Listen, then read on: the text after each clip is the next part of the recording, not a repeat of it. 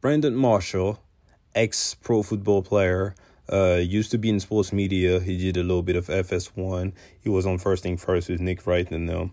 And now he's like the mogul for I Am Athlete. Went out Shannon Sharpe and called the guy, quote-unquote, whack. So he was a guest on his podcast. I want to say it's called The Danza Project. The only reason I know about these guys is because of the Brittany Renner and Charleston White situation when Brittany Renner was just acting out, right? So I'm pretty sure you guys all seen the clips about. So Brandon Marshall was on there, and I usually like Brandon Marshall. I'm not like a huge fan. I didn't think he was that great on FS1, but on I Am Athlete, first of all, I like the fact that he was able to carve the way for himself. And I think he vibes off well with his new crew, although he kind of messed up the situation with, ironically, Chad Ochocinco, which is Shannon Sharpe's new partner on Nightcap. But then he opened up about Shannon Sharpe, and I thought it was tripping. So before I even go too far, take a listen to what he had to say, and then we can come back and react to the clip. But before I play the clip, please like the video and subscribe to the channel. Yeah, she did the Shannon Sharpe one. Oh, after? Yeah. Yep. That's when he asked her about how many bodies she had. He's She whack. told him, and he said he's white. Shannon's white. That's former alumni. And if he was former alumni, he wouldn't be talking about athletes the way he's talking about athletes. Okay. He talking like he was trained to be a ABC, NBC analyst. Yeah. It's like there's a responsibility that you have. Like, first off, I would say this amazing career, and to me, I think he's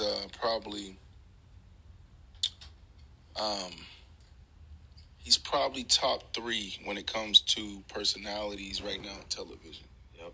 He hit his stride. When he started pulling out the Black and Miles and the Hennessy Memes and stuff. on FS1, he found it, right? And he became America's uncle. So shout out to him there. But what I don't vibe with is when you tear down your fellow, athlete. There's a way to critique them. It's like, and you clout chasing, you talking about Russell Wilson a year later on some other things. Like come on, bro. Yeah.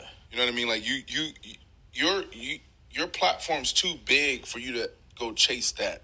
Yeah. And I just don't vibe with that. I was watching the. Alright, so y'all heard the man. It's a lot to unpack in there. First off, overall, I like Brandon Marshall, man. So this is not hate whatsoever. I do think he's tripping, but I do like Brandon Marshall. I like the fact that he's an entrepreneur in the game, that he was able to carve his own lane with I Am Athlete. I rock with his appearance on It Is What It Is. That episode that he had with Cam and Mace was hilarious, so check him out. Shout out to Brandon Marshall. But again, like I said, he's tripping on that one. But first off, do we believe that he's actually hating on Shannon? That's all that is. Personally, I do not think so, because as far as I know, there is no real track record of Brandon Marshall actually hating on anyone in sports media other than his fellow guys from I Am Athlete in the first edition. Especially when it comes to Shannon, I've never even heard him speak anything about Shannon Sharpe. He's doing pretty good for himself also. Plus, he gave Shannon Sharpe respect in the sense that he called him a top 3 personality in sports media. So that's big, because it's not that many guys out there, and he definitely didn't have to say that. So had he been hating, I don't even think that these words actually come out of his mouth. So that's first.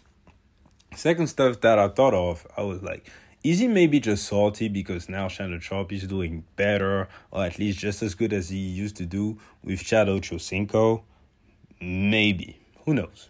I can't prove that he is actually salty about that or that he is not. But that's something that I just wanted to bring up. Now, my opinion about this whole topic. Again, I think it's tripping, man. And I think that athletes just need to stop the gatekeeping as a whole. That people in general in life just need to stop gatekeeping. Especially when it comes to stuff that's not rocket science, man. When it comes to, I don't know, sports or art, something that you can just look, digest, and if you're passionate enough, get into pretty easily. I think that anyone should be able to talk about it, as long as you give your opinion, you're not too disrespectful, and it's on the viewer or the audience to actually decide whether they want to hear what you have to say or not. It's a lot of pro athletes who go out there and say that, yeah, you have to talk about it, you have to live it to talk about it. So obviously you're supposed to have more cachet about that, but I can name you a few athletes where most people would be like, man, I don't want to hear what he has to say because it's awful. It's all about the audience, in my opinion. You don't get just that stamp because you used to do something. That means that you're great at actually articulating what the art or the craft is about. Plus, I think that at the core, athletes, they just don't want to get criticized, period. Because at first they would start the gatekeeping, just like I said, they would just say, man, if you ain't live it, you can't talk about it. But now that you get the quote unquote new media with a bunch of athletes actually in that realm, and some of them start keeping it real, then the pushback becomes, man, as a fellow ex-athlete, you need to actually come from a place of respect and appreciation. You need to stop tearing down fellow athletes. You touching their pockets, or even sometimes even worse. Some guys go as far as being, because most of them are black, they play the race card. They be like, yeah, you trying to tear down another black man. And it's like, come on, bro, we just talking sports. Like, I don't like the fact that most players, they really come off to me as these artists who like to say, I'm an artist and I'm sensitive about my shit, which is fair, I understand. But if you put something out for the world, like, people have a right to their opinion and to voice it. Now, if some guy comes at you in a disrespectful way and attack the man, is different. But you need to be able to take that when someone just goes out there and say, man, you didn't play good. It's okay. It's okay. Players act as if ex-athletes turn into media people have a responsibility to still represent athletes, and that they walk out there not as journalists but as athletes still. This is why guys like JJ Redick are so popular in the realm, is because it seems like he just refuses to go out and other athletes and to keep it real all the time. He just refuses to do so. But when you have guys like, I don't know, Shannon Sharpe or Kendrick Perkins or Steven Jackson or the NBA on TNT guys, just calling it like it is, like they see it, they get labeled as haters. And I just think that's wrong. Plus, again, it's power to the people. And if you take into consideration all of the most successful guys in that realm, so whether that's Stephen A., Shannon Sharpe, Charles Barkley, Shaq, what all these guys have in common, whether you like it or not, they keep it real. They do not sugarcoat it. Obviously, they have their own biases, just like we all do, but they still call it like they see it. This is what they owe to the people. This is why we tune in and watch these guys. Personally, I don't want to get on TV and know that, okay, I'm going to watch